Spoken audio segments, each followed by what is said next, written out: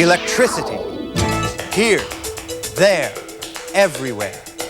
Dependable energy that brings light to our homes, keeps our food fresh, runs our air conditioners and other appliances that make our lives easier and more comfortable. Most of us rarely ever think about how much electrical energy there is available, or how much it costs. The only reminder we have of the source of our energy is that once a month, this envelope arrives. And even though there's lots of information on the bill, we generally skip right to the bottom line, send in our check, and go right on consuming energy to our heart's content.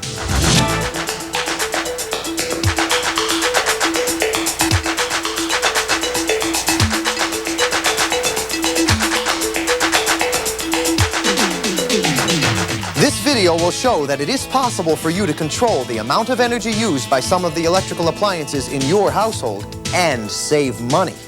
Really? I didn't know that. I didn't know that. Hey, I didn't know that.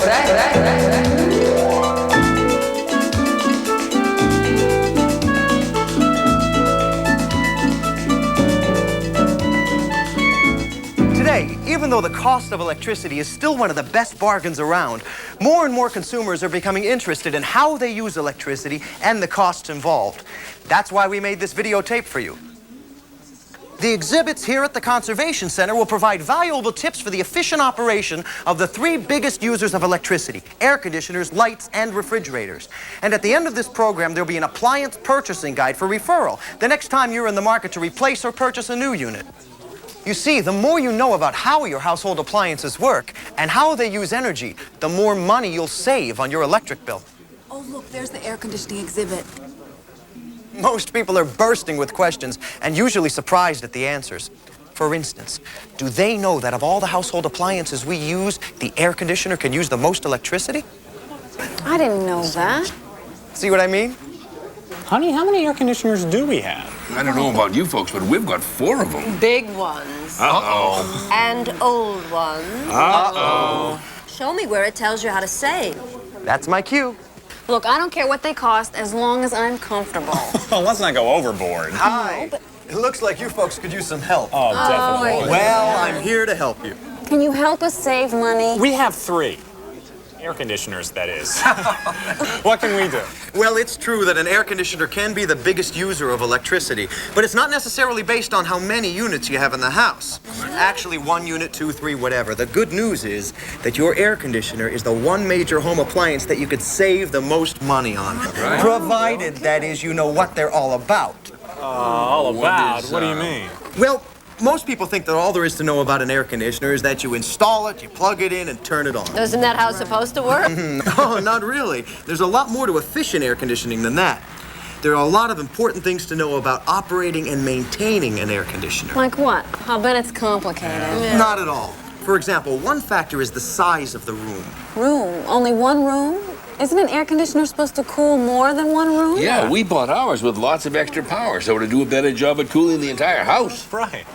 No? No. Just because a unit is big and powerful doesn't mean it was meant to cool more than one room. Wait. Are you saying that an air conditioner that's too big for a room is just as ineffective as one that's too small? Air conditioners are built with different cooling capacities to handle different sized rooms. 1 unit for 1 room. I didn't know that. I didn't know either.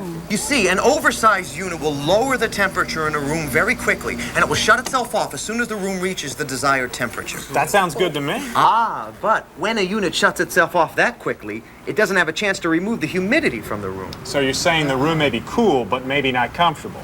Now that you mention it, I haven't felt that comfortable in our apartment. Yeah. I mean, it's cold enough, but it's clammy. Definitely. And if the unit is too small, it'll probably run constantly trying to cool the room, but never get the job done, right? Right. Either way, you're not getting what you really want. Comfort. I mean, in other words, 1 unit to 1 room, and the right size unit for that room. Right, but there's more to it than that. All right, here's an important tip. Proper home insulation is a key factor in achieving energy efficiency. You mean like weather stripping or caulking our windows and doors? That's right. And it'll help you save on heating bills in winter, too. Here's another tip. Is an air conditioner going to work adequately in a room that's filled with direct sunlight? Windows open or closed? Closed. And close the drapes and blinds to block out those burning rays. This will keep your unit from running overtime to keep up with the extra heat from direct sunlight. That makes sense. Yes, I didn't know that. Question. What is the best temperature setting for a unit to achieve the best economy of operation? Good question. That is a good question. And it's one of the areas where some of the biggest savings can be achieved. If you were out in the park on a bright, clear 78-degree day, you'd probably say, boy, isn't this a beautiful day, and you'd be perfectly comfortable, right? Well, sure. Then there's no reason for it to be any cooler in a room. Many people set their air conditioners to work at temperatures far lower than what they would be perfectly comfortable with outdoors. Well, that may be true, but there's nothing like the thrill of coming in from the heat to a lovely, cool room. That's fine if you don't mind the thrill of a lovely high electric bill, too. I agree, it's great to come out of the heat into a lovely cool room. But once your body is accustomed to the change, you'll be just as comfortable in a 78-degree room as in a 75-degree room. To some people, 75 degrees is chilly and much more expensive. I don't know. I've got to think about that one. Right, do that. And try it, too. Put a thermometer in a sample room and check it both ways. You bet we will. All right, try this one. How do you use your air conditioners? What do you mean? Well, on all day and night, on timers that turn on before you get home in the evening. Oh, well, I suffer in the heat. You know, it's worth anything to me to have the house cool in the summertime. Whether you're home or not. Well, yes. So for a good portion of the day, only the empty house is comfortable. Not us. We don't waste it. We're on timers. Okay, good. Do your timers turn on just before you get home in the evening? Well, not quite. We like to walk into a nice, cool apartment. Yes, so we set them to go on about 2 hours before, so it's cool when we get home. Well, that costs you about 1.5 hours of cold cash. Most air conditioners need only a half an hour to cool a room. I didn't know that. Well, we do now. Hey, check this out. You really can feel the difference between a clean filter and a dirty filter. Right. Filters are inexpensive and easy to clean and replace, but a dirty clogged filter is very expensive to keep. It'll restrict the unit's airflow. Feel for yourself. Oh, okay. Wow, it does make a difference. I always forget the filters on mine. That makes two of us. Oh, that makes thousands of us. The fact is that changing them couldn't be easier. Check your owner's manual for instructions. Most filters you can wash and shake dry, others you just replace. Clean the filter at the beginning of the summer and at least once a month for the rest of the season. I guess the trick is to remember to do it. Right, darling? All right, are we ready for some more energy-saving tips? How about cooking? What, don't eat on hot days? Not quite. On hot days, try to plan meals that don't require cooking, like salads and other cold dishes. And try to put off chores that produce heat or moisture until cooler times of the day. For example, run the washer and dryer in the evening. Even showering could be put off until after sundown or early morning. Those are good ideas. Now, this one may be obvious, but you'd be surprised at how many people commit this error in the name of household decorating. Blocking the airflow of the air conditioner with furniture or drapes or something, right? See? Look, sometimes you can't help it. I mean, it's important that a room looks good. Even if it defeats the unit's effectiveness and wastes money. So, what's the lesson here? With a few simple steps, we can save money. Right. Right on the money, that is. There is more to operating an air conditioner than just sticking it in the window and plugging it in. You can say that again. I think they got the point, but it's worth reviewing. Of all the major household appliances, your air conditioner offers the best opportunity to cut energy costs, all without costing you one bit of cooling comfort. Right now, I'd better catch up with the group. Come on, join us. Hey, get a load of this gadget. What is this thing? Generate 100 watts. Oh, I'm getting Whoa, are you going to be able to do that? It's not easy. 85, 95. All right. Yeah, all right. Hey, you did it. Whoa, that's really was tough. That's why I let you make my point. You mean how much power it takes to run a 100-watt bulb? Imagine if I had to work that hard just to keep the lights on our own. Okay, light is electrical energy at work. We can see it. Now, the first consideration for any of us is to be comfortable in the light we live in, either at work or at home. The problem is we overuse and abuse our lighting. And that abuses our pocket. The old bottom line again. Well, the fact is, there's many ways to cut back electrical consumption without losing perceptible light. Like turning off the lights when nobody's home. Oh, top of the list. Hear that? Well, I'm not the only one. Come on, what about the laundry room? What about the bathroom? Everybody's guilty of leaving lights on unnecessarily. Who thinks about it? Right, lights are the easiest thing to take for granted. You know, when the light is right, we don't notice where it's coming from or how much it's costing us, right? But isn't it true that turning the lights off and on uses more energy than just leaving them on? Not true. No, for all practical purposes, it takes no more energy to turn the lights off and on. And a light that's off for a minute is a minute of energy saved. Hey, I didn't know that. Daylight is great light. Use it whenever possible. You'd be surprised how much light is available, even on cloudy days. Yeah, that's okay for daytime hours, but what about nighttime? Yes, I've heard one of the most common problems is improper reading light. Oh, absolutely. Most people don't pay attention to the quality and strength of the light they read and work by. Too little light can tire your eyes and you squint trying to see. And too much light reflects brightly off the page and again you squint. Either way causes eye strain. So take some bulbs of different wattage and try them in your reading lamp until your eyes are comfortable. No squinting. Or use a dimmer switch. Oh, now that's a good idea. Now, what about dimmer switches? Can they save us money? Well, you can cut the wattage in a room in half and still have balanced light. Hey, I didn't know that. Oh, I did. I never turn dimmers up to full power. I just stop when the light seems right. Hey, I guess I've been saving all along without realizing it. You mean we've been saving? And once again, you made my point. It pays to decide how much light you really need for reading. If you don't have dimmers, three-way incandescent bulbs are another answer. Use the low light setting for subdued lighting, like for watching TV. The mid-range setting is for basic room illumination, and the high bright setting is for reading or other close work. By the way, the placement of lamps in a room is also very important. That's what my decorator friend says. Oh, a decorator would know. It's very important that the lighting design of a room not only makes it look attractive, but also balances the light for viewing comfort. She says it should be possible to lower or even turn off lights not in use in a room. Like, if you want to read, there should be a reading light independent of other lights. What does your decorator say about lampshades? Oh, yes, there was some discussion about looking good but not restricting the light. Exactly. There are many shade designs to choose from that are reasonably efficient transmitters of light. But you have to be careful if you can to avoid opaque or dense fabrics. Unless you're trying to get a special lighting effect or trying to create directional lighting. Why is that? Well, with a shade like that, you may have to use a 100-watt bulb just to get 50 watts of light. Ooh, I didn't know that. Gee, I can't wait to get home and check our shades. That's right. Say, what's this all about? Energy savers, fluorescent tubes, energy-saving tubes. That means there are many different kinds of lighting devices available for achieving your energy conservation goals. Like incandescent and fluorescent. Right. Hey, did you know that fluorescent lamps put out about 4 times as much light as incandescent lamps do? And they last almost 20 times longer. I didn't know that. Sure, it says here a 34-watt fluorescent bulb provides more light than a 100-watt incandescent bulb at a fraction of the cost. Cost of electricity, you mean? They've got to cost more than regular bulbs, right? Right. And they're worth every penny because you have to buy many more incandescent bulbs in order to equal the overall life of a fluorescent. Well, that's all well and good, but you can't expect us to buy all new lamp fixtures. No. They're not cheap. You don't have to. There are replacement screw-in fluorescent bulbs, like these 2-part fluorescent tubes, and many other shapes designed to fit the sockets you already have. And they come in a range of wattage ratings as well.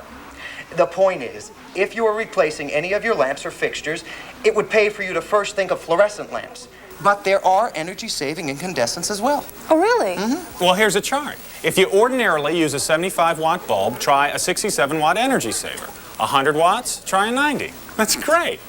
And here's another tip. Bulbs get dusty and dirty, especially in the kitchen, and that cuts down on the light they emit. Just make sure they're cool before you wipe them clean. Oh, I'd never have thought of that. Another tip. Use a lamp with one large bulb rather than one with several smaller bulbs of lower wattage. Why is that? Well, believe it or not, you get more light out of one 100-watt bulb than you do out of 3 40-watt bulbs. What? I know it sounds strange, but you do. All right, how about security lights?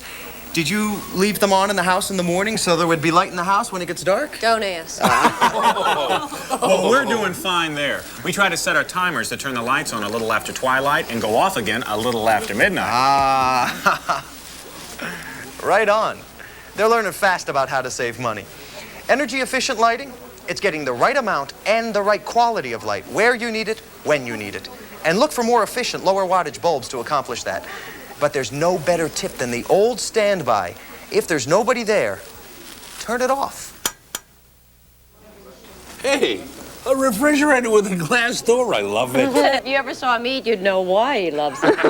Our refrigerator looks like a supermarket. Everything's jammed in there somewhere. This one is so neat and orderly. There are so many compartments in our monster. It takes forever to find what I want. I think you both came to the right place today. Let me give you this to think about. We've already said that an air conditioner can be the #1 user of electricity. What do you think is often the #2 and sometimes #1? The refrigerator. Right. Your good old can't do without it refrigerator. Actually, over an entire year, your refrigerator can account for as much as 1/3 of your electric bill. 1/3? Really? I didn't know that. I don't want to know that. No need to panic. Most of the same things we covered over at the air conditioners applies to refrigerators as well. Okay, how about size? How does the size factor affect refrigerators? Same as matching an air conditioner to a particular room. The most economical refrigerator is the one that is just the right size for your family's needs. If a refrigerator's too big, you waste energy by cooling empty space. And if it's too small, you have to jam food in it, and the cold air can't circulate adequately to cool the contents inside. And that wastes money. Okay, suppose we lucked out and chose the right size refrigerator.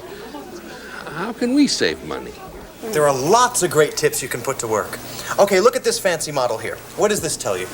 Well, just as you said, proper food storage is important. Don't overcrowd the refrigerator compartment. Keep space between each item so that the cold air can circulate freely. There you go, you're saving money already. What about the freezer compartment? I was going to say the same thing about the freezer compartment, but this one's jam-packed. Right, it's just the opposite for the freezer. Pack everything close together. If there's space, put in some bags of ice to take up the room. Something else I didn't know.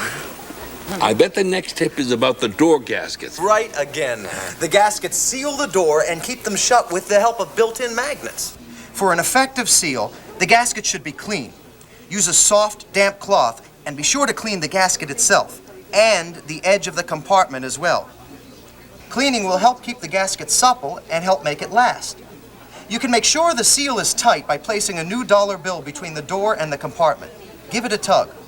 There should be a slight resistance. Continue the test all around the gasket. If there's any place that lets the dollar bill slip out easily, you need a new gasket. While we're on the subject, I think maybe there's something you don't know about. Great, try me. Well, when you open the refrigerator door, you let out the cold air. The motor has to go on and make more cold air. That means you waste money. So, know exactly what you want to take out before you open the door. That's my tip. You're absolutely correct. And something else that hardly anybody ever thinks about, cleaning the condenser coils. Well, actually, ours are on the bottom. Either way, once a year, clean the coils on your refrigerator just like the filter on your air conditioner. Vacuum the dust and dirt, wipe off any greasy residue. Also, check the vent of the air circulating fan. Make sure it's clean and clear. Oh, but you forgot the most important thing, the temperature setting. Ah, right you are. Thanks. Well, first of all, get yourself a thermometer to determine the right setting for both the refrigerator and the freezer. Check the recommended temperature for both compartments. If the instructions are long gone, try 38 to 40 degrees for the refrigerator and not more than 0 degrees for the freezer. The dial settings aren't always accurate and may need a little adjusting to get the temperature just right. All right, next topic. What about your refrigerator and vacation time? Well, we've got 3 weeks coming. We're going camping. But what does that have to do with our refrigerator? Well, do you leave the refrigerator on while you're away? Oh, yeah, gotcha. I should turn it off, right? If you're not home for a stretch of time, why waste money cooling a few scraps of food? Use up the food you have in the refrigerator and freezer and then unplug it. And be sure to clean both compartments and leave the door securely propped open. And that's about it. Well, folks, what do you think? Have we saved enough money today? Yeah, I think so. Why not? Terrific, really. Right. And very helpful. Right, honey? Well, you're very welcome, and thank you for visiting. Oh, hey, I promised you some tips on purchasing air conditioners and refrigerators. Yeah. Stick around. They'll be coming up in a minute or so. I'll see you then. Sure. Thanks again. Thanks again. Bye-bye. Okay. Well, I think our friends have had a very valuable day here today, and I hope you did too. You'll make a great start if you apply the energy conservation information we covered here today to your household. Now, speaking of energy-saving know-how, we have included a self-test that'll help you check your, well, your energy IQ. And now, as promised, here is some very important information on purchasing air conditioners and refrigerators.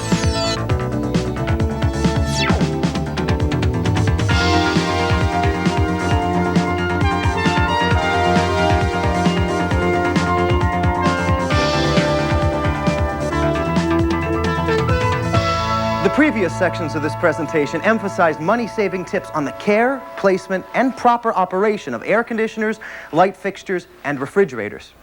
Now we'd like to offer you some helpful guidelines on purchasing those basic appliances. Modern refrigerators and air conditioners are much more energy efficient than those made years ago. Now, some models are more efficient than others. Buy the most efficient model in the proper size for your needs, and you'll save money on operating costs.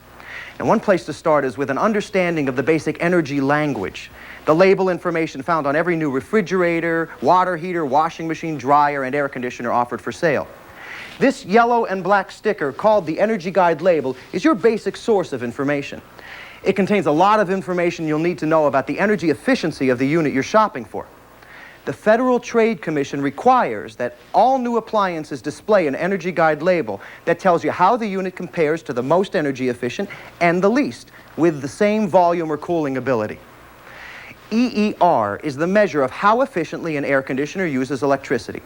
EER numbers range between 7 and 12. The higher the EER number on the unit, the more efficient it is. An EER of 12 is about as good as they can be. However, air conditioners with an EER of 9.0 or above are considered very efficient. The benefit? Well, the higher the EER, the less electricity is used for cooling, and the better chance you have to save a substantial amount of money over the operating life of the unit. And although you may have to pay more to buy a unit with a high EER, in the long run the investment will pay off, depending on how much you use it. Now, here's another set of letters you should become familiar with, the BTU, or British Thermal Unit. It's used only for air conditioners. Now, refrigerators are generally classified by their volume in cubic feet. BTU ratings on the Energy Guide label indicate the unit's cooling power measured in BTUs per hour. The BTU rating is based on a formula determining the power necessary for a unit to cool a certain size room. Now, if you shop in an appliance outlet and you can give the salesperson the dimensions of the room you want to cool, length, width, and ceiling height, and provide some information about the direction the room faces, the kind of daylight that enters, and whether the room is insulated, then the salesperson can zero in on the appropriate BTU capacity you'll need in a new unit. Obviously, there's more to buying an efficient air conditioner than price, a pretty package, and a lot of power. If you want to make your own calculations, use the chart we packed with the videotape and figure away. The point we really want to make is that when the time comes to purchase an air conditioner, you have to shop with some specific information in hand, not just cold cash. Same with buying a refrigerator. There are many things to look for aside from the decorative value that are important to the operating efficiency and overall economy of a refrigerator. You'll find the yellow and black Energy Guide label right on the front of all the units at your dealer's store. Now, like air conditioners, refrigerators differ considerably. Some are more efficient than others. The Energy Guide label compares the relative operating costs of models of the same size based on the national average energy costs. Okay, so what do we look for? Let's first consider size. This is easy. Base it on your household population. 1 or 2 of you, or a small tribe. Set your sights accordingly. As a general guideline, 1 or 2 people do just fine with a 12 cubic foot refrigerator. 3 to 4 people in a household, try 14 to 16 cubic feet. Now, for a bigger family, add 2 cubic feet per person. And oh, make sure you scale its outer dimensions to fit the available space, including the clearance recommended by the manufacturer to assure proper operation. And finally, think about the way the door or doors will swing when opened. You'll need them to open the way you want to allow easy access. All right, the key is if you buy a refrigerator too big for your needs, you waste energy and money by cooling empty space. And there you have it. We hope you enjoyed watching, and more important, that you found the tape valuable and learned some basics about energy efficiency and how to get the most from your energy budget all year long, here, there, and everywhere.